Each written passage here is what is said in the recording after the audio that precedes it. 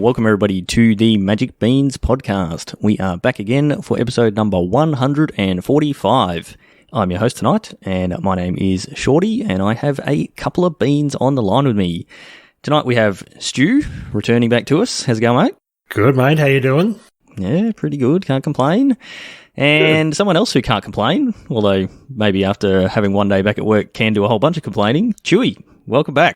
Thanks, mate. Good to be back. Good to be back home. And, as much fun as travelling and holidays is, often the best part of it is coming home. So, yeah, here I am.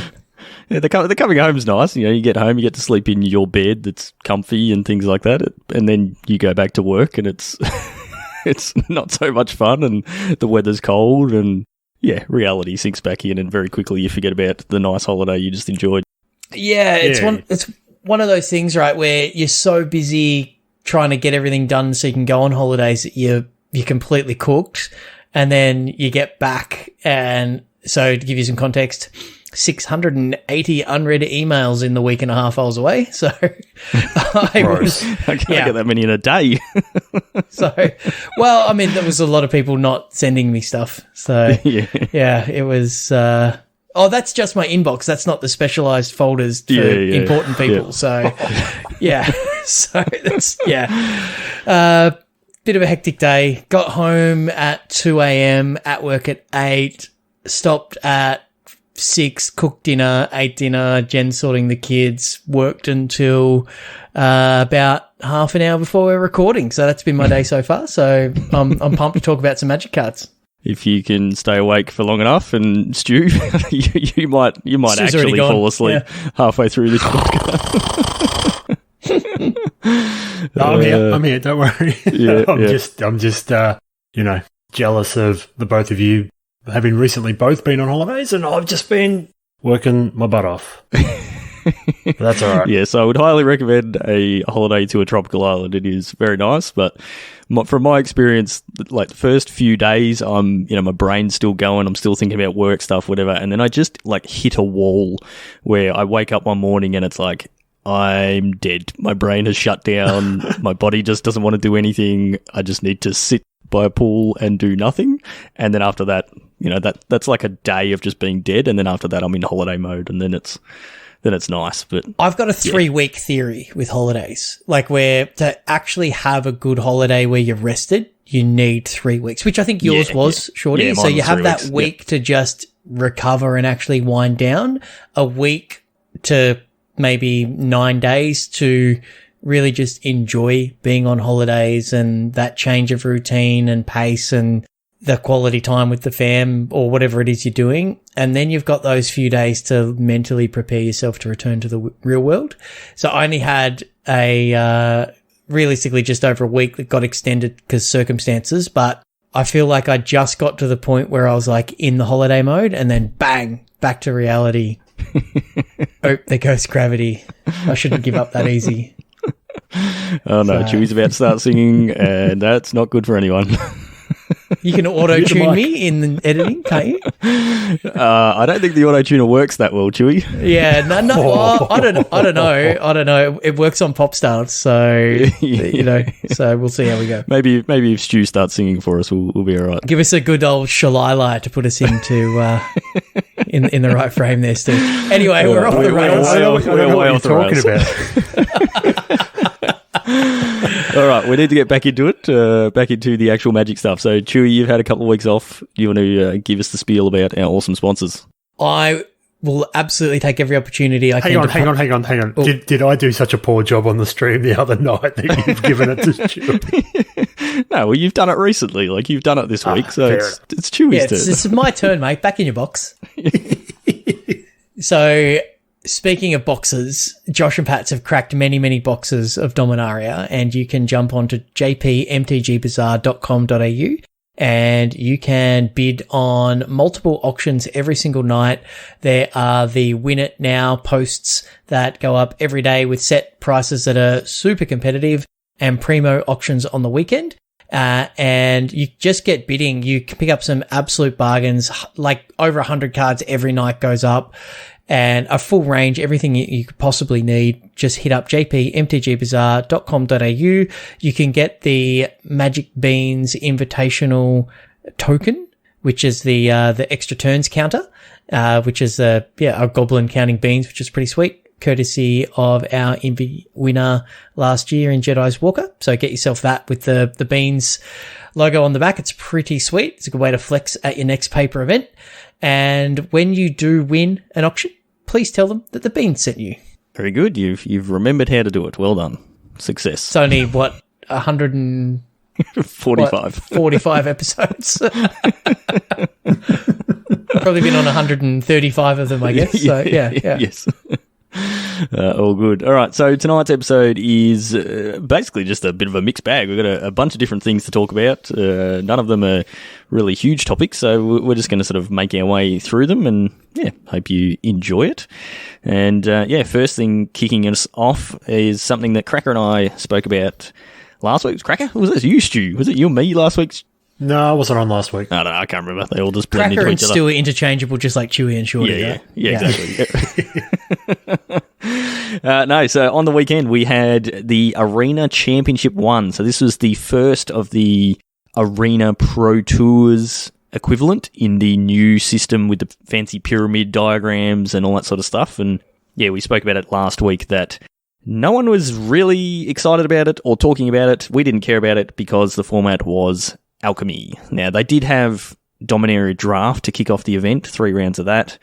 But, draft's not, there's a lot of people that really like Limited, myself included, and you guys on the cast as well. But watching Draft and watching people play Draft is generally not as exciting as constructed. So that's not enough to draw me in. And then the rest of it was Alchemy. So I did not watch a single second of this event, and it sounds like not many other people did either. I saw a tweet from Saffron Olive showing the numbers and comparing the peak numbers of the Magic stream, which was 3,500 viewers, and comparing it to Croaky's just regular Saturday stream from the weekend before that was higher than the actual official Magic coverage numbers. So because Croaky's plays interesting decks in interesting formats. Yeah. So Take not note, a good, not a good indicator. But anyway, is what it is. It's actually a real shame because I must say, even Alchemy's horrible, and Wizards just need to look at the data and go, we just need to cut our losses and just give this up. And I don't see that happening for a while though. But can you remember back to when they first announced it? And I think we were all genuinely optimistic about what it could be. It was supposed to be fixed standard, and then they printed Alchemy only cards and wrecked it, right? Yeah, so, exactly. Have the rebalance cards, get rid of those. It's an easy thing to do. You just press delete, and we would have a format that was remotely interesting. But what's a real shame is the level of commentators and production that they've done with the Arena versions of things is actually pretty sweet. They've gotten better. Not that I didn't watch any of this one, but I'm going on prior events. From what I've heard, this event was pretty rough. It seems like they got somebody else to do their coverage for them. They had, the same sort of commentators that they normally do. So the commentary was great, as always. But whoever was running it, it was stuttery, and, things were cutting out and you couldn't hear people at certain times. And yeah, sounds like they didn't do a very good job of their production and probably just got, one of their interns to, hey, can you just quickly put together a stream setup and figure it out as you go? And yeah, go back to not taking Alchemy seriously. No. So what happened was they went, what do we need to do for coverage? And they went, okay, here's all of the things we need. We need this many people. We need this internet. We need these cameras at this resolution. We need this microphone set up. We need this frame rate, this bit rate, all the rest of it. And they went, that mana cost is a bit high. We might rebalance that because it's Alchemy. Brought it down, and then it was then unplayable. So that's exactly what happened then. They alchemied it. Yeah.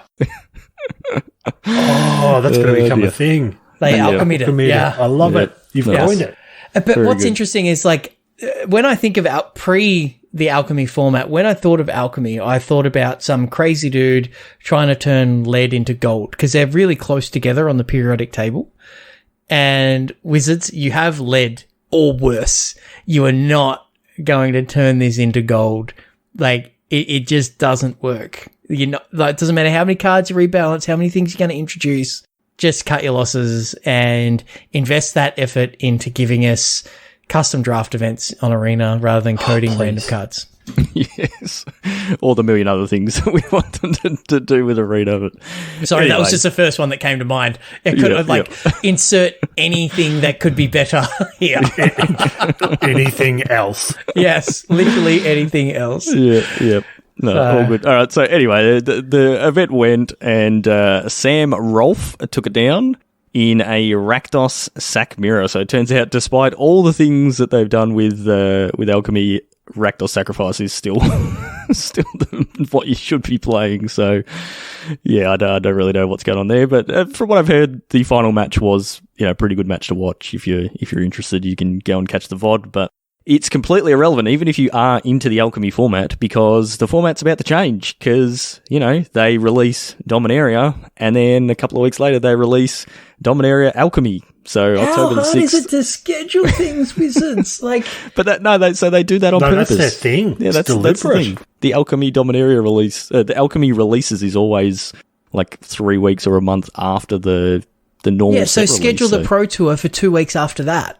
Yeah, exactly. So people can showcase the new cards. So growing up in Magic, right? Like back in my day, onion on my belt moment. So this is literally an old man yelling at clouds.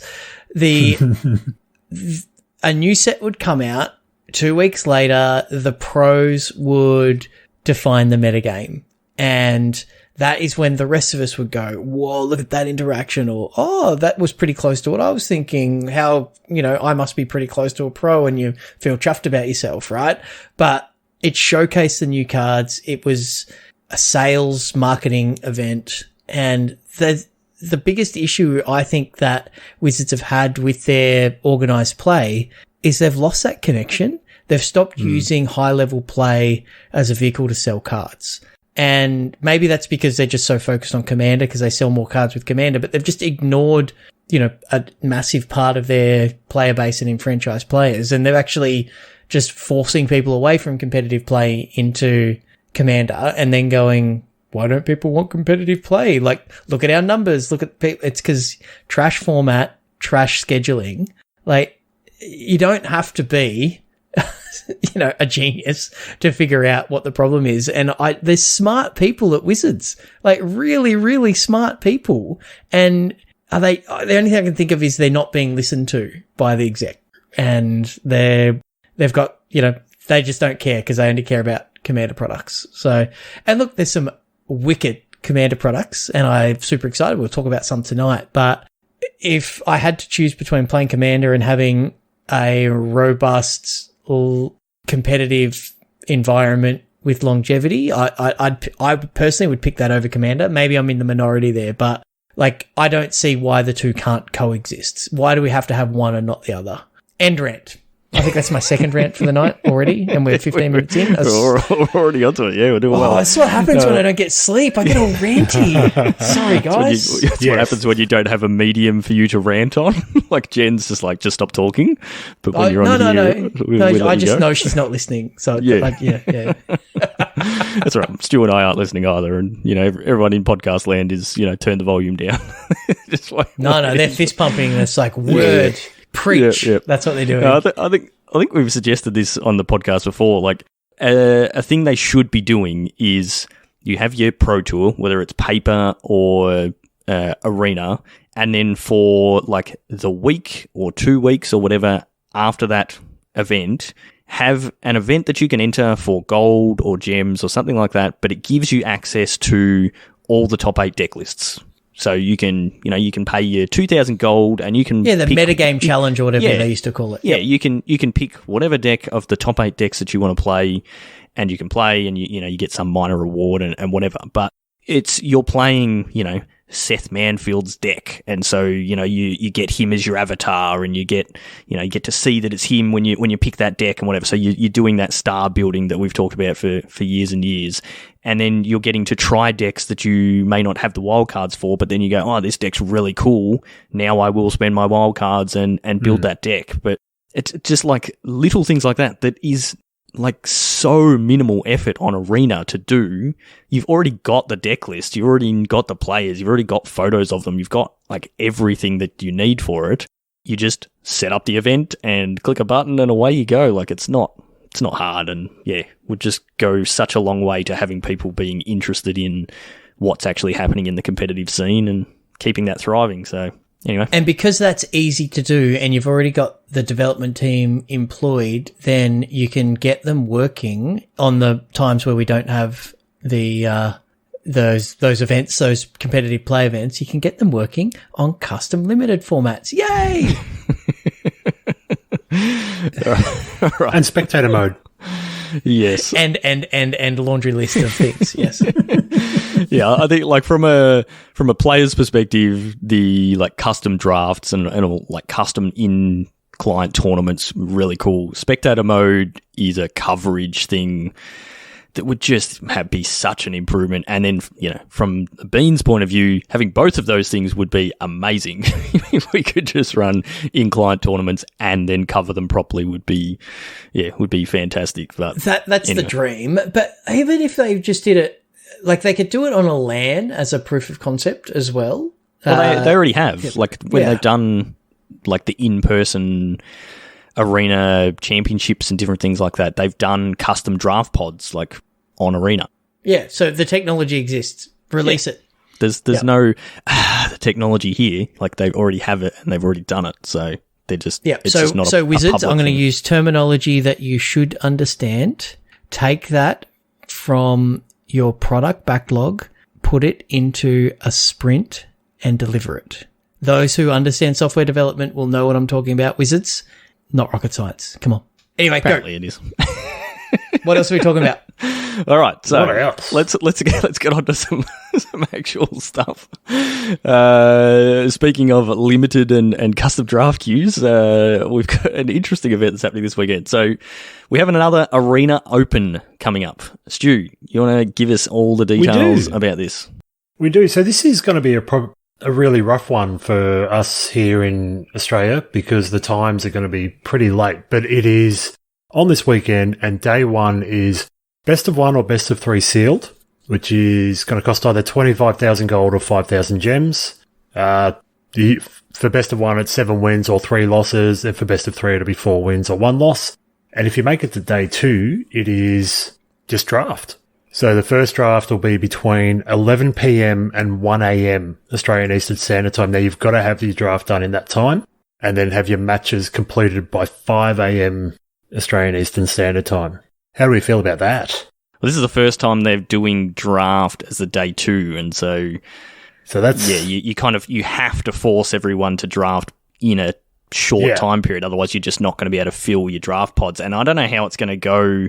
Like, what happens if there's not enough people to fill all the draft pods, or you're sitting there waiting to fill a draft pod and it's 5 to 1 a.m. like what are you doing? Like, how are they going to fill it with bots, or are they is there a way to like, is there some way to exploit that? I don't know, but I like it as a concept. We'll wait and see what their execution looks like, but I'm going to play in this weekend. I don't have anything planned this weekend. First day at home, I got to mow the lawn and that's all stuff you do during the day. You're going to be playing Magic through the night. Yeah, exactly. So, and if by chance you happen to get your 3 wins in that first draft, there is a second draft between 5 a.m. and 7 a.m. and those matches are going to be completed by 11 a.m. So that's a huge night. That's rough. Me 18, 19 years ago, I'd probably sign up for this. Me now being a geezer, definitely not. But no chance. But hold on. But I mean, day one itself will be an earlier start for the sealed component, I think. Yeah, day two is a problem for future Chewy. Exactly. I'm not gonna not play in the event just in case I have to do an all-nighter playing Magic. I'll figure that out when I get there. But the bridge I have to cross to get there is to make day 2 in the first place. So I'll just figure that out, and I can justify it with, hey, I've made day 2. This is the cost. I'll just drink coffee and sleep later. I'll be right. Yeah, you got 24 hours to play in day 1, so that's not hard. You can do that at a time that suits you. But yeah, that night time, if you do qualify, because it's not like you're literally going to be playing through the night. Like, you have to draft. You don't want to be getting on later than like midnight to draft, because otherwise you're going to end up in that weird spot where you can't find a draft pod. And then you have to play your matches straight away. Like, you've got 4 hours to complete your matches, and you need to get 3 wins. So, you're basically going to have to be playing straight away, and then you've got to be up again at 5 a.m. to do your next draft, and then get those matches done straight away. Because again, you've only got another 4-hour window. So yeah, you're just locking yourself into playing through the night, which is pretty rough. But if you do that, and you do very well, and you make it to that second draft on day 2, you get, for 3 wins, you get $2,500 and a qualifier weekend invitation.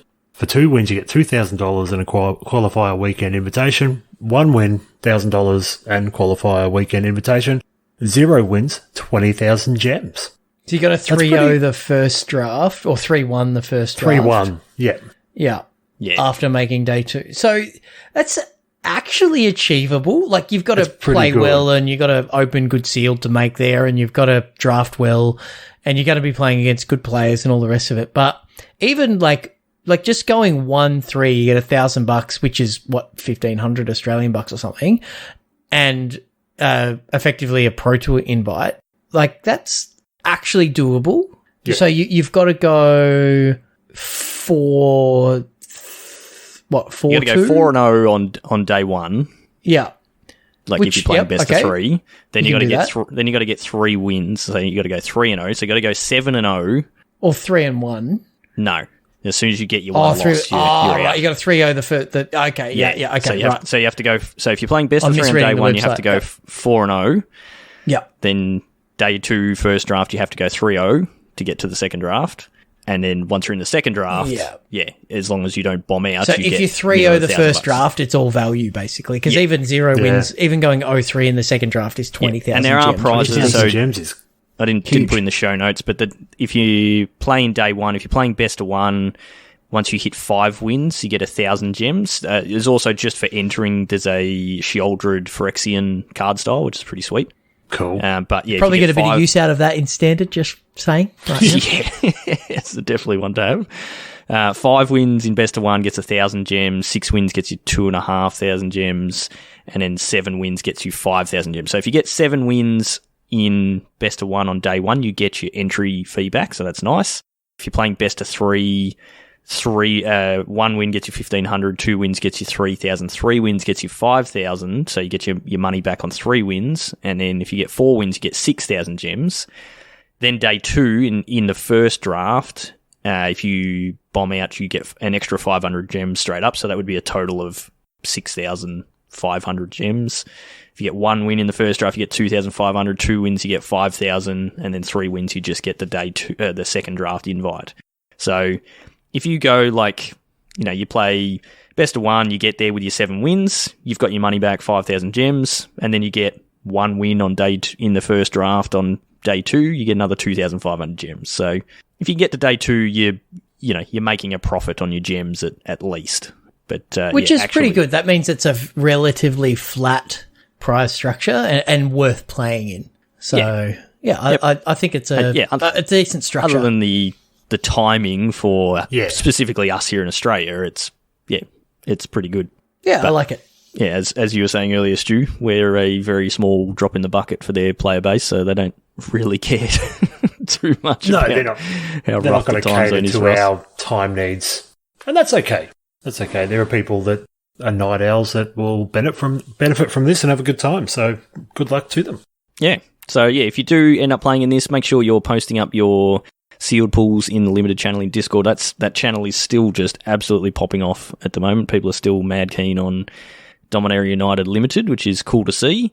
The day one is the standard Arena Open thing where you can enter it as many times as you like if you want. But yeah, feel free to post up your seal pools and get the fine folks in there to help you out with building that pool and trying to get you those wins. So shout out to the guys in the sealed channel, by the way, like guys like Autolycus and Hemsey and recently Curtis and Plunks is always in there as well. Up at 6 loves a draft.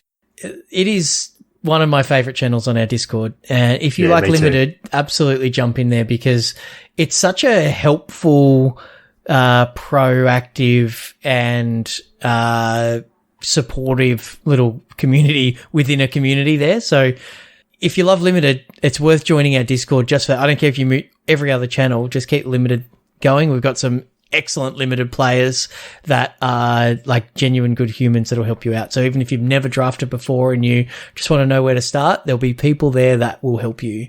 So yeah, jump in. Link in the show notes. Yep. Very good. All right. So yeah, Chewy, you said you're going to give it a crack. Stu, nope. No chance. No chance. Yeah, I won't get into it either, but yeah, good luck, Stu. My weekends have descended into no time for gaming, and it's really sad.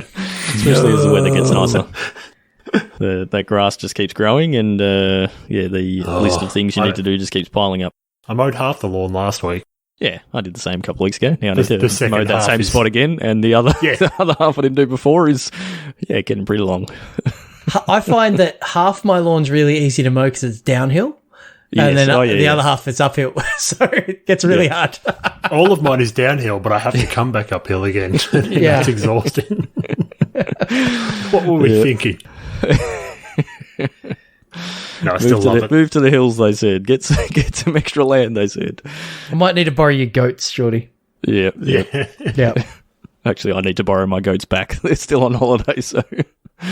Yeah. Anyway, all right. Next thing on the docket is we're going to talk a bit more about the Warhammer 40k previews. So we sort of saved this up for when you were back, Chewy. The last time we spoke about it and you went right off the deep end with the 40k lore. We only had the previews for 2 of the decks. And now we've got the whole lot previewed now. And I think they actually release... like end of next week. You should be getting those in the next 2 weeks, Chewy. So fingers crossed. We'll be definitely lining up to play some Commander paper games of those decks on stream. Yes, thank you very much. Yep, absolutely. So yeah, we thought rather we've sort of already done the going through the fluff and all that sort of thing mostly on the 40k stuff. Yeah, we just thought we'd go through and have a bit of a chat about some of the cards we're excited to see and some cards that look really cool and that sort of thing. So, yeah, take it away, Chewy. This is your area again. Go for it.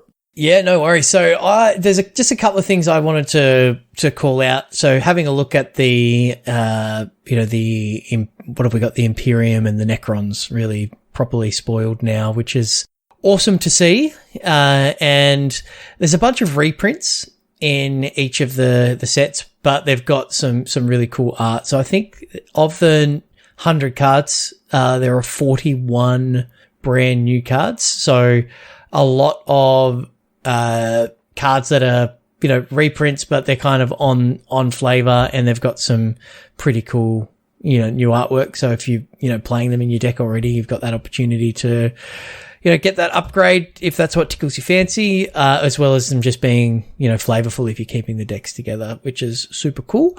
So I'll start with the Necron Dynasties deck. So for those who might not have, paid attention or listened to the cast, or I just flat lost, during my nerd out a couple of weeks ago, when we were talking about these decks, the Necrons are kind of the analog to the undead in the 40k universe. So if you're trying to get, the classic undead like skeletons into the 41st millennium, this is what they've got. So they're a robotic race where they're like a ancient race called the Catan or Satan. I'm not sure on the pronunciation, where they've bound their consciousness to machines, and they're super ancient, and they're a relatively new race to 40k, probably only been around for half of the 40K's life, but the oldest of races, and they've just kind of jumped up, ancient technology,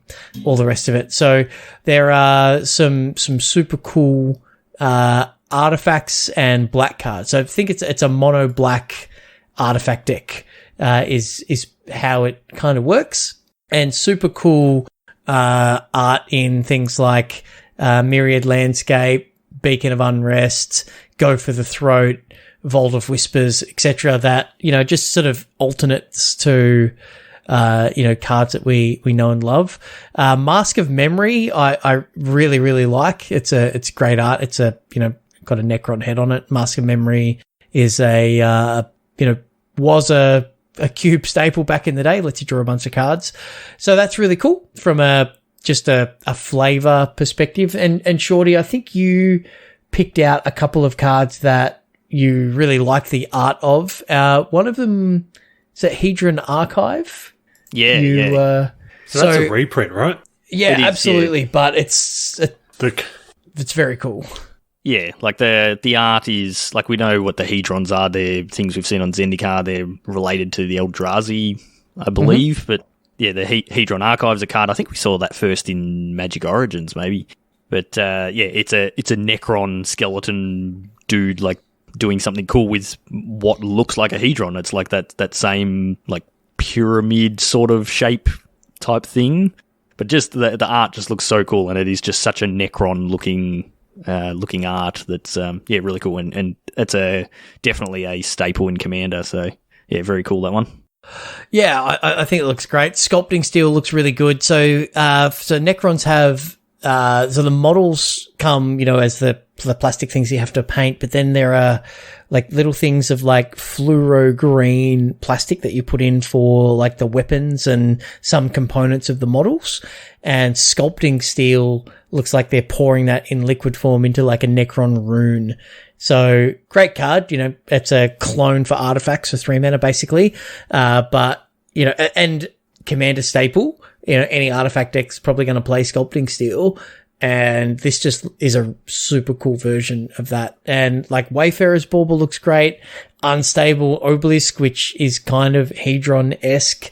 And the Necrons have effectively a pyramid that can like fly around and shoot stuff and teleports the Necrons themselves across the battlefield. So this kind of looks like part of that, but it's unstable and very, very cool. So I think they've done a great job there. Again, they've really hit the mark on flavor. The other deck that we talked about a couple of the cards and the commander and things in the previous thing is the Forces of the Imperium. So this one is an Esper deck, which I think fits really well with the Forces of the Imperium because as I said in my sort of waffling the other week, you think, they're humans, they're the good guys, but there are a lot of we the baddies moments for the humans in 40K. So they're really relatable because they're people. It's kind of like the British Empire. It's like, the Brits are the good guys, whatever. And then it's like you actually go through history. It's like, yeah, but they're all really not. Not really the good guys. We're taught in school that they're good guys, but yeah, exactly. So I wonder if the museum on Terra just has artifacts stolen from the entire galaxy rather than the British Museum just having them. Yeah. So that's, and again, there's 41 new cards. There's a lot of cool reprints and, there's talismans and, there's, collective effort and Fell the Mighty and, all sorts of things that, reconnaissance mission, commander sphere, all of the commander staples with super cool art. So, again, worth having for just a collectability, alternate art perspective. Or if you're just looking for an upgrade to an existing deck, I'm sure there'll be singles available on jpmtgbazaar.com.au. So yeah, I think that is super cool. Some cards that really jump out at me, in the Imperium deck from a flavor perspective, similar to your Hedron Archive one, Shorty. And I think we've got a bit of overlap talking about Dreadnoughts here. So a Dreadnought is like think about a mech, if you've played like Mech Warrior or Battletech or things like that, where, you know, it's taller than a normal person, it's got big guns and stuff, but it's actually a dead space marine. And these consciousness is kept alive within a sarcophagus, and they're kept in stasis. And in times of like big wars and great need, they wake up the you know, still conscious but dead space marine, plug them into a dreadnought, and they return to the battlefield in, you know, their endless service and servitude to the Emperor and their space marine chapter. So they're a super cool, really iconic part of the Space Marine and Chaos Space Marine force. The orcs, which aren't represented in these deck lists, but they have copied them with their killer cans, and, you know, just because they see something and go, well, that's powerful, let's make our own version. But because they're kind of dead, they're kind of, you know, highly revered, but they're kind of fearless, but also very, very powerful, because they're a very experienced warrior. And the one that just example that's jumped out at me is the Redemptor Dreadnought, which is just a Dreadnought with a plasma cannon and a power fist. It's a 5-mana 4/4 artifact creature, Astartes Dreadnought, and it has the fluff text of Fallen Warrior, and as an additional cost to cast this spell, you may exile a creature from your graveyard. So that is the dead Space Marine that is then used to crew this artifact creature. It has trample, and it's got Plasma Incinerator. Again, that's the pattern of the Dreadnought. When it attacks, if a card was exiled with it, it gets +X/+X until end of turn, where X is the power of the exiled card.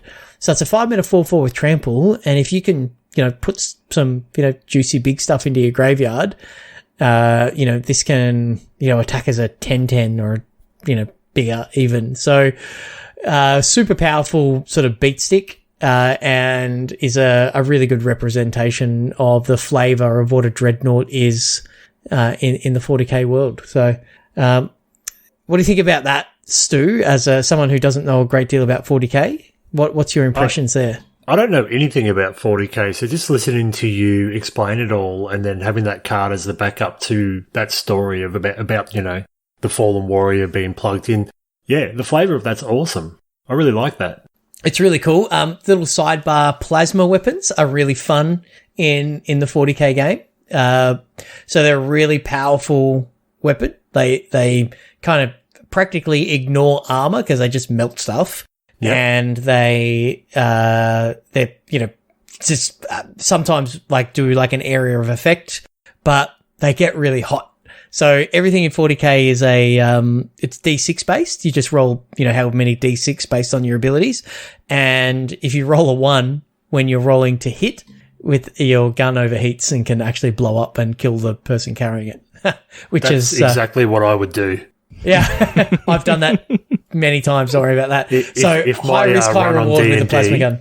Yeah, if my run on D&D is anything to go by, don't give me a game where dice needs to be rolled.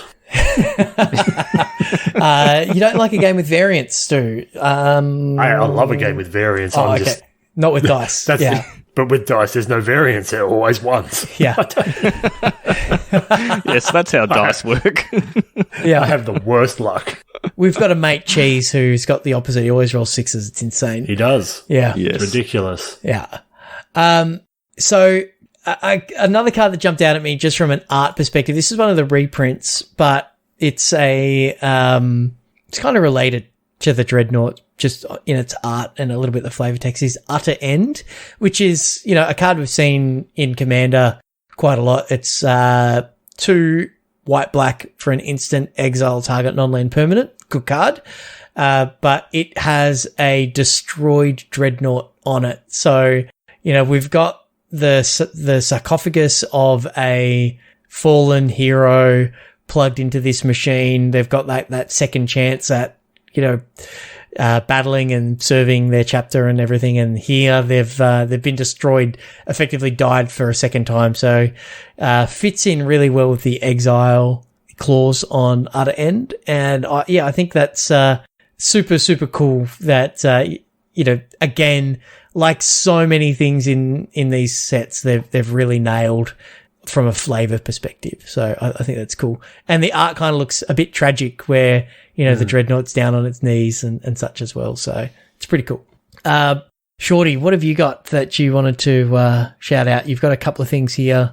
Yeah, I picked a few cards that mostly were just I was excited to see being represented. And, like one of them is the Birth of the Imperium, which is a saga. We spoke the last time about the Horus Heresy that was the saga. You went into depth on the Horus Heresy. I scratched the surface of the Horus Heresy. Thank you very much. And so then we've got the Birth of the Imperium, which is, another side to the story and being told in saga form. So that's really cool. One card that I quite like, and we both had it on our list as cards that were cool to see, and cards we liked is Thunderhawk Gunship, which is a 6-mana 6/6 vehicle, and these are they're models that you can use in your various Space Marine armies in 40k. So it's a 6/6 with flying, and it's got, when it enters the battlefield, create 2/2 white Astartes warrior creature tokens with vigilance. And then when it attacks, attacking creatures you control gain flying till end of turn, and it's only crew 2. So, oh boy, it's 6-mana 6/6 flyer, and it comes with 2 creatures that can each individually crew it. But then it also gives the creatures flying, and I guess it's like sort of the flavor that it's going for here is like the gunship is a ship that can attack on its own. It has its crew that are flying the ship, but it can also like transport troops, and that's one of the things you do in 40k. You chuck all your troops into a tank or into a gunship or something like that, and you fly them or drive them around the battlefield, and then your squad gets out and deploys, and then sort of going from there. So you're crewing it, you're getting this thing flying, but then if anything else that it attacks with is also gaining flying till end of turn as well. So just that flavor win again is just absolutely perfect. So really iconic. Really like that one. Really iconic from a 40k perspective as well. Like everybody knows what a Thunderhawk gunship is. They've been around for a really long time. They've maintained the same sort of shape. So, Stu, probably the best way to describe it if you've never seen a Thunderhawk is the scene from Aliens with Bill Paxton when they're... Well, that's what I was picturing. Yeah, we're on an express elevator to hell. Yeah, that one. That's exactly it. Yeah, so that's the sort of thing that's it. If you've never seen it before, so picture that as a Magic card, but awesome. Like the text on the card, that 6-mana 6/6 gives your whole team flying. It's actually a really powerful. This is one of the finishes out of the Imperium deck for sure. So it just if you untap with this bad boy, then you're probably going to go a long way to winning. And if you've got an active Thunderhawk on the battlefield in 40k. Probably going to go a long way to winning. So it's they've hit this one on all fronts, which is great. And what I think they've done really well here, Shorty, is they haven't painted it blue. Looking at the art, there is definitely some Ultramarines kicking around, but they've represented other chapters as well, which is cool. Yeah, so I think this is great because that's kind of the default, and we refer to them as Smurfs.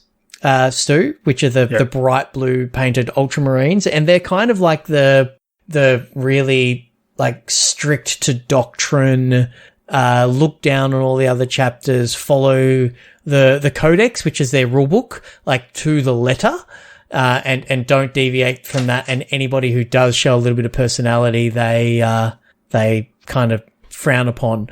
So it's whilst they're a really effective presence and army in their own right. They're also kind of the fun police. So like everybody kind of loves to hate the Ultramarines in that sense. So, and because they're bright blue, we just call them Smurfs. Well, this one's it's actually black in the art, which is Dark Angels, which is the 40k army that I have. The Dark Angels are predominantly painted green, like that's the color of their chapter, but all their vehicles, like the gunships and the guys on bikes and all that sort of stuff, they're all black. It's the Ravenwing chapter, I think is what they're called. Yep. Which and is, the Deathwing are the Terminators, the Elites, and they're like a bone color. Yeah, yep. No, that's really cool. But I mean, it still remains to be seen whether the whether the Dark Angels belong in the Heroes of the Imperium or in the Chaos ones. So just quietly, they're actually traitors. But, yes. Yeah. So for those who know nothing about the 40K universe, the army that I've played since I was 12, which are the Space Wolves, which are like Space Vikings. They're super cool. And the army that Shorty's played, which are the Dark Angels, and they're the kind of shrouded and cloaked, and they're, reserved, where my guys are like boisterous and outgoing. They've never gotten along, and they've always accused themselves. This is how deep the storyline and fluff goes in 40K. They've always accused each other of heresy. So I like to just rib Shorty about that every now and then as it's like someone saying, oh, but you're a blue player, right? Same sort of deal. So it's good fun. Yeah. So what else have we got, Shorty? Anything else here that there's an iconic one here that I think, just from a flavor perspective, what's the phrase that you think about when you think about a Space Marine? It has to be, and they shall know no fear. It's kind of their mantra, right? Yep. Very much so. Yeah, so we've got 1 and a white instant. Choose a creature type. Creatures you control of the chosen type get +1/+0 and gain indestructible end of turn. So, a bit of a combat trick type thing. But yeah, that phrase, if you know anything about 40K, that is a phrase that you know from Space Marines, and a very obvious one. And again, just a card that it's really cool to see printed, like actually put onto a Magic card. And I love the flavor text, actually a quote from the Emperor, who is a bit of an enigmatic presence.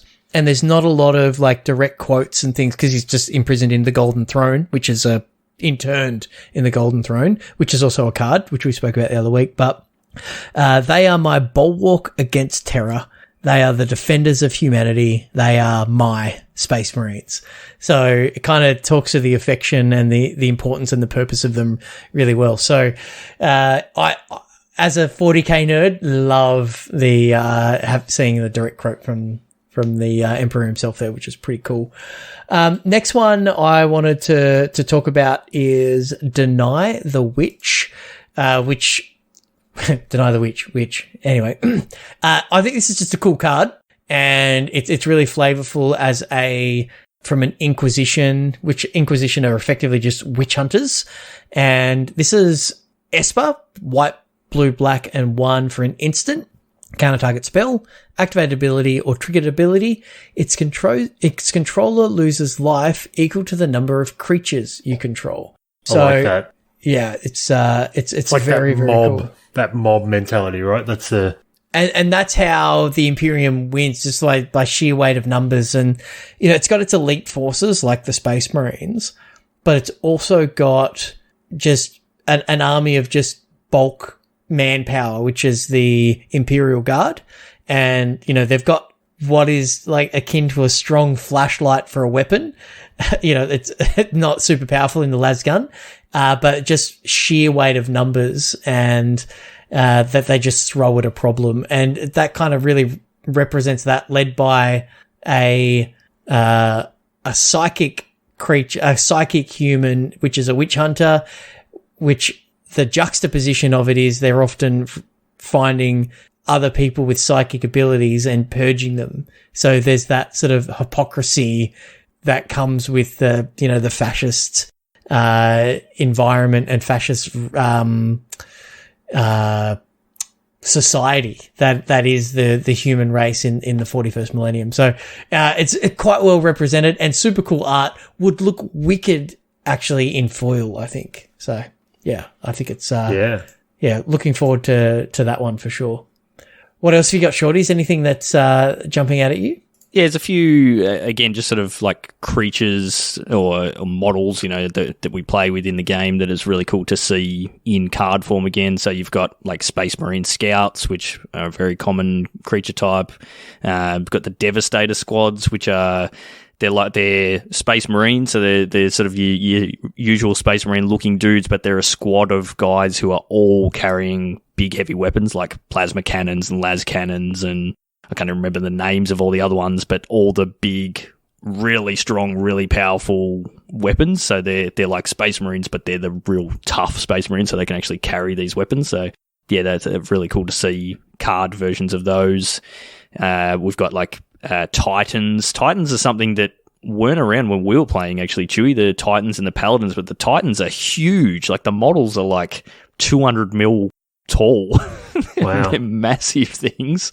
Yeah, so there was something that existed in the fluff and in video games and things like that. But yeah, they are basically cities that are like mobilized for war, that they like walk on two legs, and there's a few different types of them that perform different roles. But, you know, like a planetary defense force might have one Titan. But yeah, they're pretty cool. Think like Voltron-sized things, right? Where they can just kind of lay waste to, you know, entire cities. It's or invading armies or defending armies, depending on their purpose. So yeah, very cool. Yeah, and then one thing that I like, a mechanic-wise, that I saw that was, again, super thematic. So there's the Space Marine Devastators, and then there's Ultramarines Honor Guard that have the same mechanic, as well as a few other creatures, but they have a squad mechanic. So it's squad 2, the squad, and then 2 generic. And it says, as an additional cost to cast this spell, you may pay 2 generic any number of times. When this creature enters the battlefield, create that many tokens that are copies of it. So, you know, you play the creature, and then you pay 2 as many times as you want. You know, play 2, 4, 6, whatever.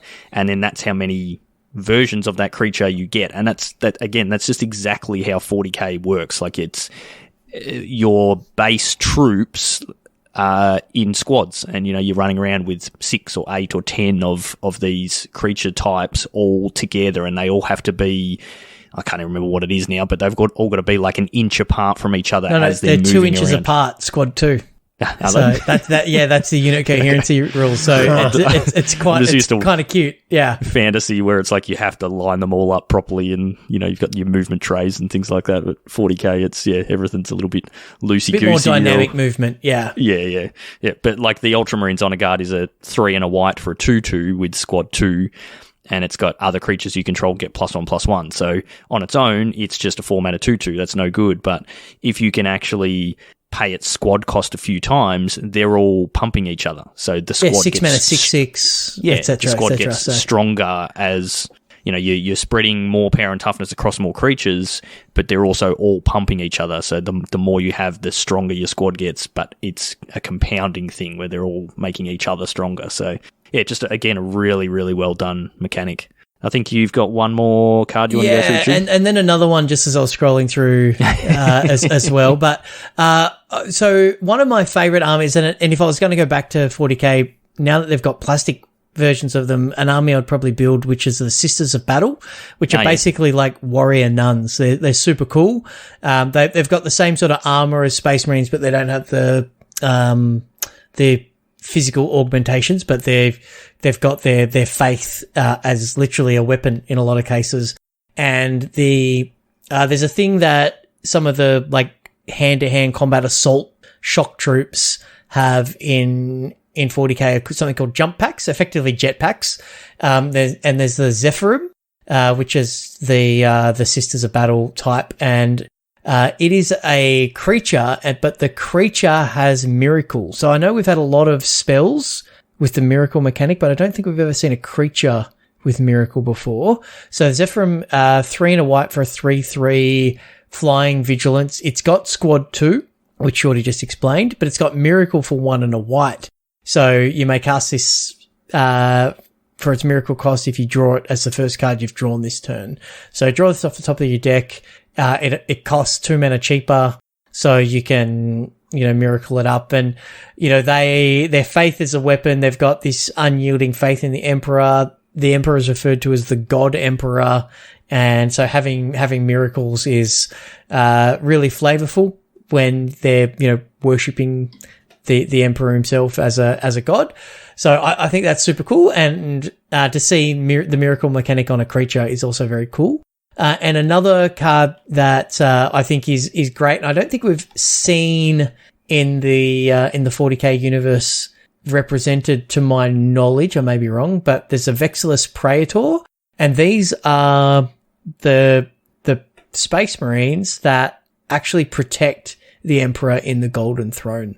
So I believe they're a detachment of the Imperial Fist Space Marine chapter, which are the ones stationed on Earth. That's their home world. And it's 3 and a white for a 3/4 Flash, Vigilance, and Aegis of the Emperor. Commanders you control have protection from everything. This is going to be a commander staple. It's going in every white deck. Absolutely. Any deck that can cast this is absolutely going to want this. This is super powerful. The art just looks like he's got a tower shield. Like, you're not getting past him. He's an 8 foot tall, genetically enhanced superhuman in, ceramite armor with a storm shield, for those who know the 40k thing, which is not just a tower shield, but it's an energized tower shield. That gives them, certain invulnerabilities, and giving absolutely any white commander protection from everything at instant speed. Golly gosh, that's a good card. I like it. Yeah, very cool. One thing that we haven't seen in these lists that I thought we would see more of is equipment. Like, that's one big thing in 40k. You've got your chain swords and your jump packs and all your different types of equipment for all your different races. A couple, like the Dreadnoughts and things. I did a search. There's only 8 in the whole lot, and you've got like Skull Clamp and things like that as well that are like reprints. But yeah, there's not many. And none of them are, other than I think there's a one for the Chaos ones, which is a body armor suit. But yeah, I would have thought there'd be more than that. But I guess you're limited in how many cards you can put in, and I guess equipment's probably not that good in Commander. If you've got a chain sword that's giving you +1/+0, it's like, yeah, okay, no one actually wants to play that. So yeah, the Inquisitorial Rosette is pretty good. I think it's a 2-mana artifact equipment, and it's got, whenever equipped creature attacks, create a 2/2 white Astartes warrior creature token with vigilance that's attacking. Then attacking creatures gain menace until end of turn and equip 3. So that's not bad. Because it just, it pumps out dudes and gives your team menace, and with your squad mechanic and things like that, you're creating a lot of tokens. So giving them menace seems pretty good. But like, there's not, and it's kind of like the Inquisitorial seal. It's not just like, Power Fist or, Croesus Arcanum on a chaplain or something like that. So I get, they probably would have loved that, but it doesn't quite fit with the power level of Commander. Yeah, exactly. All right. Well, we will leave that there. We've probably had most of our listeners tune out by now, but no, they're pumped. They want to go and paint some models now. I'm not even going to lie. I do not need another hobby in my life that costs a fortune. But just listen to you guys ramble there, and listen to the cast the other week that Chewy rambled a lot about. Sell your Lego, buy some 40k. I really want to get into it. I'll tell you what, Stu, between me and Chewy, we've probably got more than enough spare models that have not even been touched by a brush that you could just have for free if you feel like. Oh my gosh! I've still got my paint set and everything. You can borrow it. You can go nuts. Yeah, it's one of those things growing up. Like, it was super rewarding to paint and to find like new ways and new techniques, and some of the stuff. Like, I watched a Facebook video last week sometime, and the way they use airbrushes and things like that now. Oh, that didn't exist when we were growing up. No, it's just crazy the level of skill that people have in painting some of these models. But even just painting at a basic level and just going, oh wow, this was just a piece of grey plastic, and now I can see depth to it in the shading and the highlighting and stuff like that I've done. It comes alive. It's really cool in that sense. It really does. And what I found, and maybe this was just being a teenage nerd, is you play a bunch of games, and you'll find like a particular character, a particular model, like saves your game multiple times. So you actually become attached to a piece of plastic. Like, it's like, that's Ragnar Blackmane, who's the, my Wolf Lord in my Space Wolf army.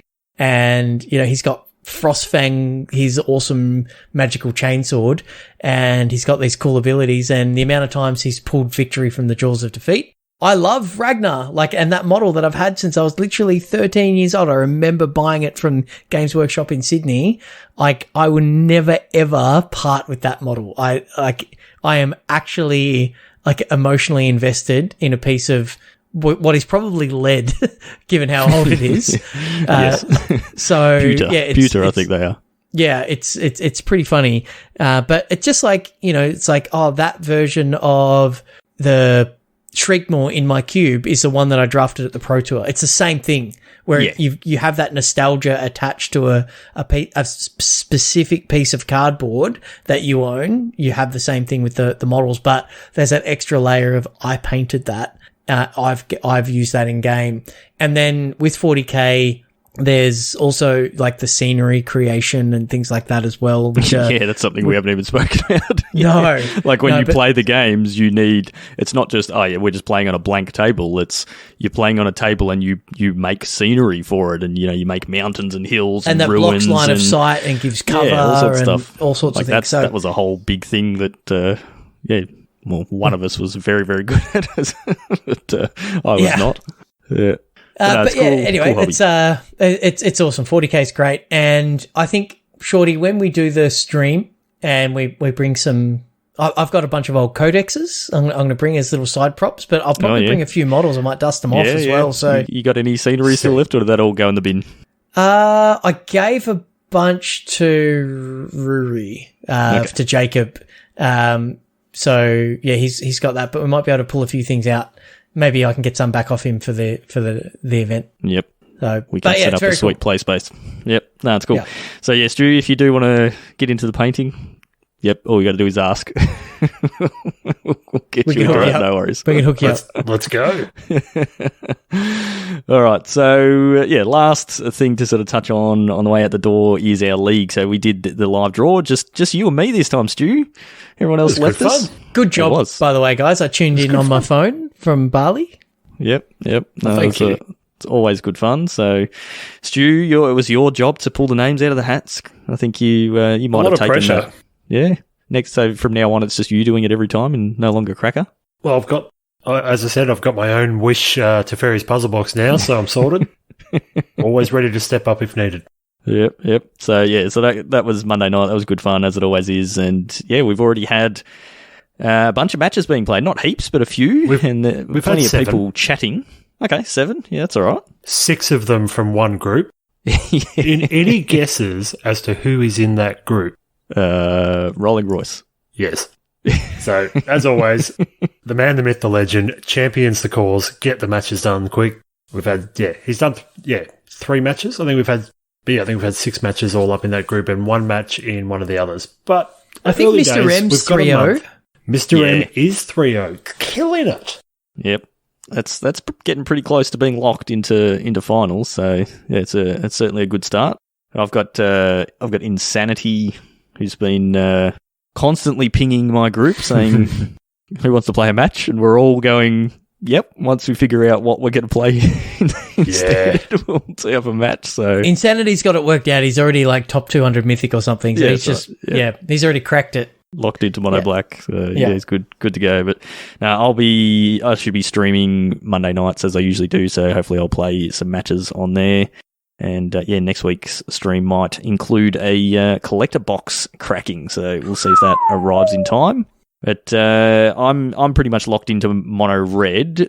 Chewy, have you've been playing your Bant ramp? Is that sort of where you're... Yeah, I got brewing and then I started winning with the brew. So I stuck with it. I was playing just like Gruul Beatdown, just playing something aggressive, trying to grind the ladder. But then, I kind of took a bit of a look at the metagame and identified a deck that could go pretty well. And I'm Diamond 2, working my way up, but we'll see if I get to Mythic in the next day and a half or something, but I doubt it. But don't have too long. Started in gold this season, so pretty happy. I played a lot of the games on my phone, so I don't have win rates, but if you want to know about that, I may, depending on timing and things, do a bit of a stream at some point over the weekend because I'm just having a home weekend. So I might just do some brewing and show off my Bant list. I've already sent it to Tanker, who's been playing it as well. So if you're interested in being the biggest mid-range deck in a field of mid-range black decks, hit me up. I'm happy to share the deck list and would love your input. You got to go to the standard channel on our Discord for that, though. Just saying. Stu, have you managed to figure out where you want to be starting in this format? No. I know the answer to that. I played a small handful. Well, yeah, I played a small handful of games this afternoon with a predominantly black deck because I have the bulk of the cards through drafting. I played 5 games and everyone's on black. And I think, like Chewy, I want to now find something that targets that more so than play that. It's a bit dull. I don't know, man. It's not that anything's necessarily good, but it's the combination or the sum of the parts, and it's just like... It just depends if you like long, grindy, mid-range mirrors. If that's what you're into, then the games are actually really interesting, but and then you've just got they can also be really boring. Yeah. I found them all very boring. I think, I played 5 games and I went 4-1, but they were all really dull. But that's okay. I'll tinker away at something. Fair enough. Well, we may have an upcoming evergreen topic on, figuring out what to play in a meta. So keep an ear out for that, and hopefully we'll get that to you in the near future. All right, and don't forget with your league matches, you want to make sure you're trying to get a couple of matches played each week, or even one match played each week, because we will be doing the weekly draw for a collector booster. So I'm going to be counting matches from Monday to Monday. We started the league on the Monday, so I'll do the count probably just before my stream on the Monday night. And then, we'll draw and give away a collector booster. So every match you play in that week is one entry into the draw. And, space your matches out over the 4 weeks and you'll maximise your EV for trying to get your hands on a collector booster. And, reminder that the finals will be streamed on Saturday, the 5th of November. So keep that in your diary or your calendar or whatever you use so you can tune in for all the action on that. And, no doubt there'll be giveaways and things as there always is. All right, so that's going to do us for this week. Usual wrap-up. If you want to get in on all of our events, although we don't have any more that you can get in for this year, you want to be in our Discord. As Chewy said, there's plenty of stuff popping off in there. So come and join us in the Discord. It is a really awesome community. We have a merch store where you can grab yourself some Beans gear, hoodies, t-shirts, all those sorts of things. If you are going to Sydney and you want some Beans gear for that, I would suggest ordering probably in the next 4 weeks. I think the postage is pretty quick on the Redbubble store now. But get some of that so we can see you all and know who you are, because you guys might know us from seeing us on stream, but we don't know what you look like for most of you. So we want to be able to know who the other beans are out there in the tournament hall. Go and check out our sponsors, Josh and Pat's MTG Bazaar. Check out their daily auctions. Just go to jpmtgbazaar.com.au and that'll take you straight through to the Facebook group so you can join up. And when you win something, let them know the bean sent you. Head to our website for all of our links, YouTube, Facebook, Twitch, Twitter, all those places. You can find the links for that on the website, just magicbeanscast.com. If you want to find me on Twitter, I am at Peace Inc. Chewy, you are? At Chewy MTG. And Stu? At Stewie. Very good. So that's it for this week. Thank you, as always, for listening. Stay safe out there, and we will see you all next time.